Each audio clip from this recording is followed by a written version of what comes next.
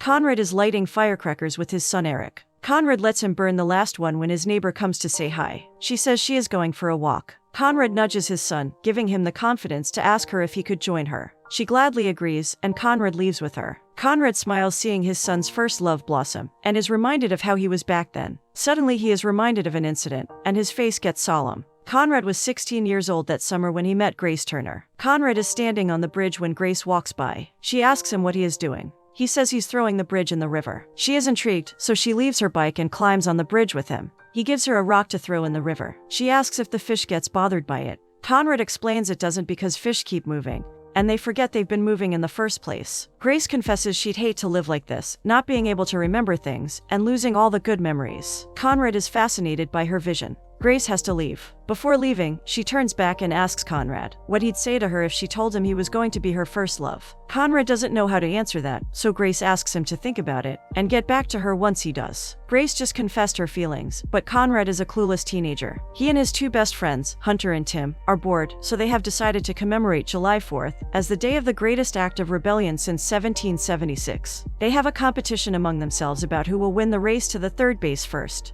They get a large tub of ice cream, collect all the toilet rolls from the supermarket, and flirt with the cashier while she prints out the bill. In the evening, they throw the tissue rolls on a large tree, making it look like it is covered in white drapes. After their shenanigans, they all sit together, eating ice cream. Conrad discusses what Grace told him with his friends, and they encourage him to go for it. Once they're done eating ice cream, they chunk the bucket on the ground, creating a mess but feeling proud about it. Conrad's dad left them 5 years ago, and since then, his mom, Mrs. Stevens, has been very protective of him. Conrad finds it suffocating and avoids his mom whenever he can. Like the other day, when she calls him for breakfast, he jumps out of his window to avoid meeting his mother. He makes his way to Grace's place because he has an invitation he can't refuse. Grace invites Conrad in, and they join Mr. and Mrs. Turner and their elder son Eric in their backyard for some home-grilled burgers. They inquire about his parents, and Conrad tells them his mom is out of town on a business trip. Before he can say anything about his dad, he accidentally spills ketchup on his shirt. Eric pulls Conrad's leg with a harmless joke, and Grace gets defensive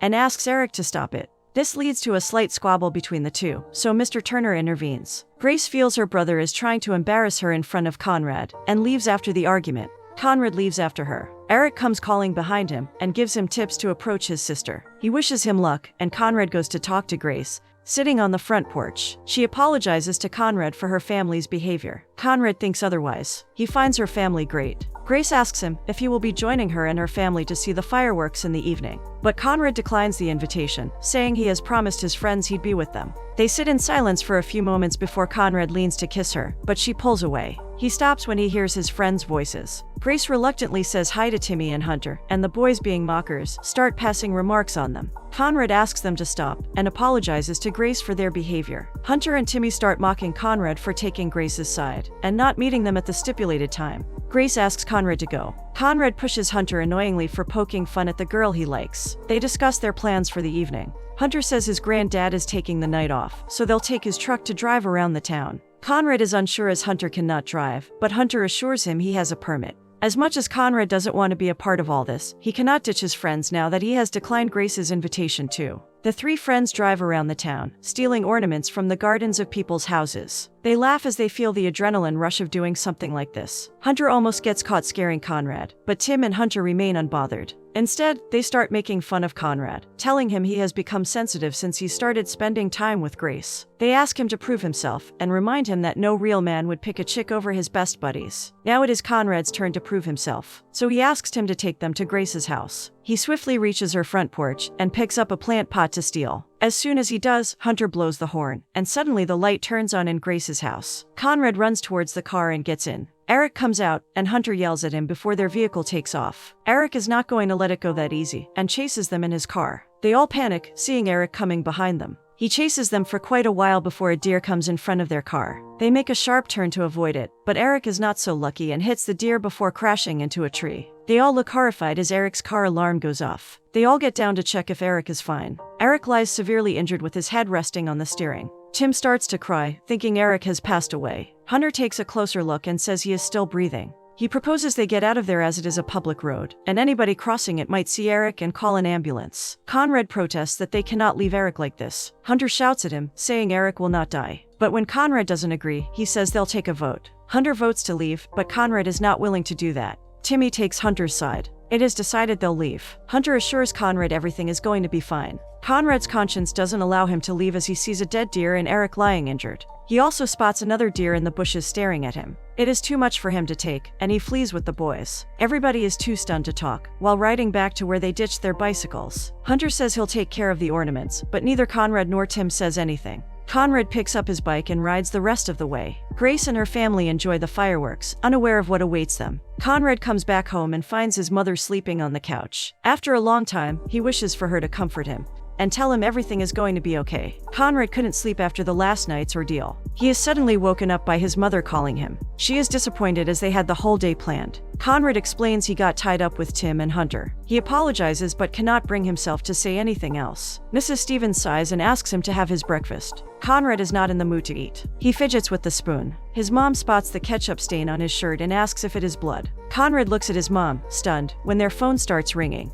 Conrad picks it up, and the caller asks for Mrs. Stevens. He gives the phone to his mom. Conrad stops doing everything when he hears his mom's reaction, and knows something is wrong. He paddles to the treehouse and meets Hunter and Tim, who are already there. He tells them that Eric has passed away. The environment turns solemn. The whole town is talking about it. Conrad asks what they are going to do. Hunter warns him that nobody needs to know anything, as Eric's car hit the deer, which resulted in the accident.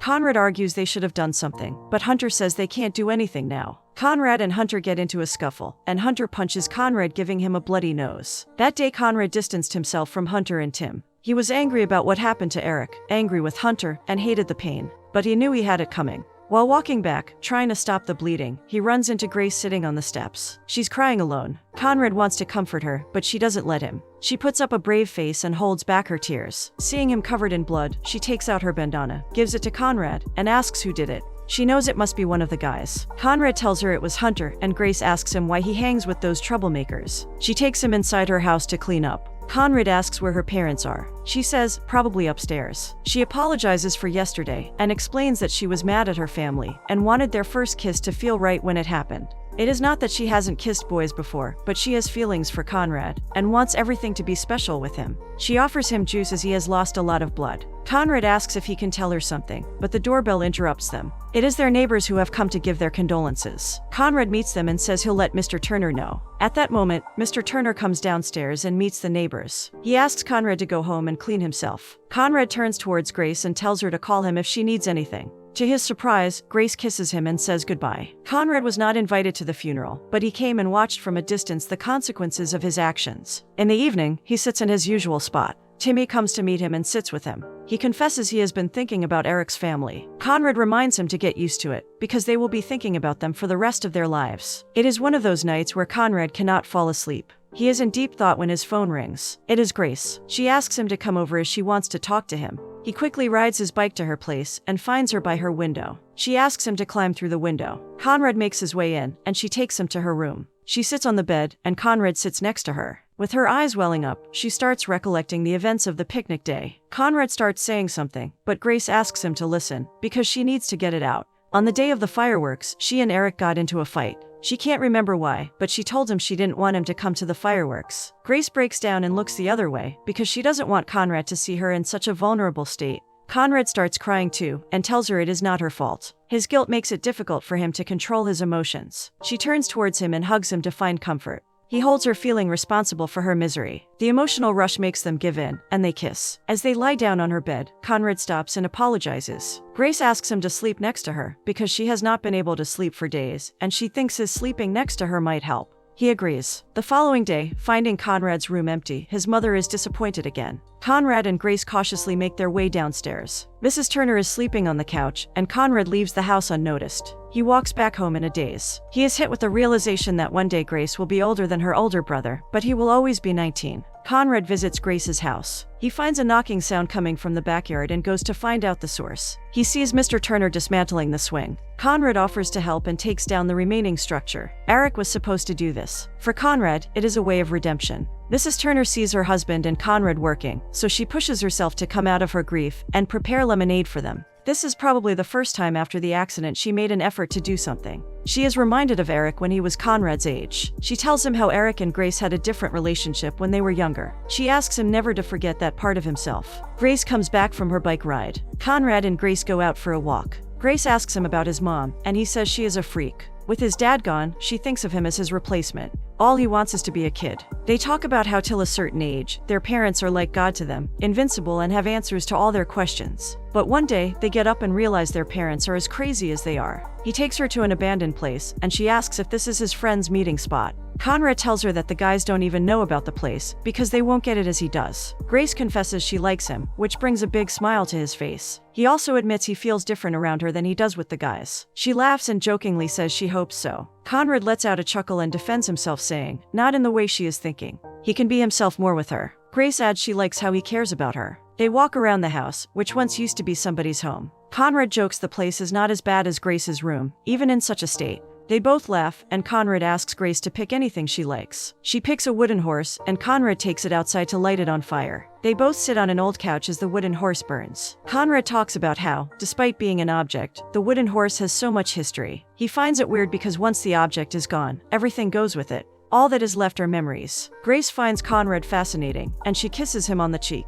Mrs. Stevens visits Grace's house. Mrs. Turner opens the door and invites her in once she knows the visitor is Conrad's mom. Mrs. Stevens hopes Conrad hasn't been too much of a problem for them. Mrs. Turner praises Conrad. Taking the opportunity, Mrs. Stevens asks if Conrad is here, leaving Mrs. Turner puzzled. Mr. Turner joins them and asks Mrs. Stevens about her business trip, as Conrad had told them. Mrs. Stevens has no idea what they are talking about. At the abandoned house, Conrad and Grace get to know each other better and show each other their scars, which they are afraid to show anybody. They feel closer to each other than ever. Once home, Conrad is confronted by his mom about the lie. He is furious she went to the Turners. Mrs. Stevens is also angry because she doesn't want her son to spend every moment with Grace. She warns him till he's going to stay under her roof. He is answerable to her. Conrad has had enough. He pushes his mom out of his way and runs from his home. He rides his bike in the darkness and goes to the abandoned house, but ends up sleeping in the graveyard. He spends some more time in the abandoned house till it is time to meet Grace. He takes her to their treehouse, but they soon leave when Hunter and Tim walk in. Hunter is still mean, so Tim pushes him and tells him to grow up. Conrad apologizes on his friend's behalf. He walks her to her home and sees his dad loading the trunk. He asks where they are going. Grace tells him her parents are going to Eric's college to clear his dorm room. She is not going and proposes they can have the whole house to themselves. Conrad is not very enthusiastic. He is holding back, but Grace urges him to think about it. Conrad goes to the store to buy some things. He runs into Hunter, and Hunter apologizes for what happened between the two. He says they were supposed to be in this together, and now Tim is also not talking to him. Conrad gets angry at Hunter's selfishness. Now that he has lost his two best friends, he is reminded of friendship and relations. He is the same person who left another kid dying. Conrad punches him, making Hunter clear he has nothing to do with him anymore, and leaves him lying on the ground from the impact. Conrad climbs through the window into Grace's house, and lands in Eric's room. He sits on his bed for a while, and tries to dissipate the guilt. Once he feels all right, he goes into Grace's room and finds her waiting for him. He compliments her on how beautiful she looks. They lie down and talk about how the summer would have been different if their paths had never crossed. Grace admits he makes her very happy. In the morning, Grace gets ready to go to church,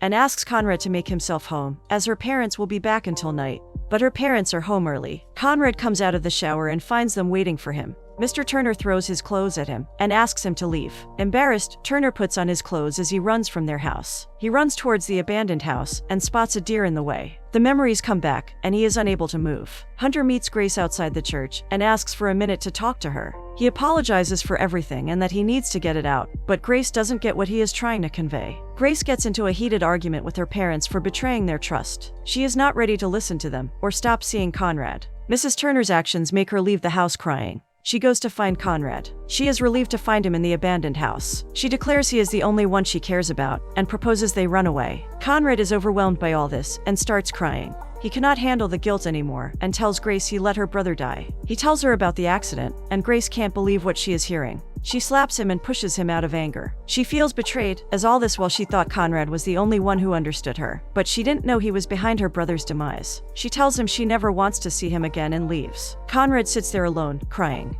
The pain of losing the person he loves, and the guilt of letting somebody die when he could have done something, makes him break down. He goes back home and confesses everything to his mom. His mom hugs him as he cries his heart out. Grace is disgusted with the thought of spending the night with someone who left her brother to die. She returns home, and not finding her parents, has an emotional meltdown. She throws things in her room, takes out the bedsheet and the duvet, and burns them outside her house. Seeing a fire, her parents rush towards her and hold her while putting out the bedding on fire. Conrad decides to tell everything to Eric's parents. He wants to find closure. So he takes the plant he stole that day from the front porch and goes to Grace's house. He shakes with nervousness as he waits for someone to answer the door. Mr. Turner comes out, and Conrad says he is very sorry. Thinking back at this moment, Conrad doesn't remember what he said to Mr. Turner, or how he reacted. Such circumstances make one's memory clouded, and only a feeling is left that one can never shake. At present, Conrad sits on his front porch, thinking about what happened that day, and his time with his first love, Grace. He never met her after that day, and hopes she will be okay wherever she is. His thoughts are intervened when Eric comes back home.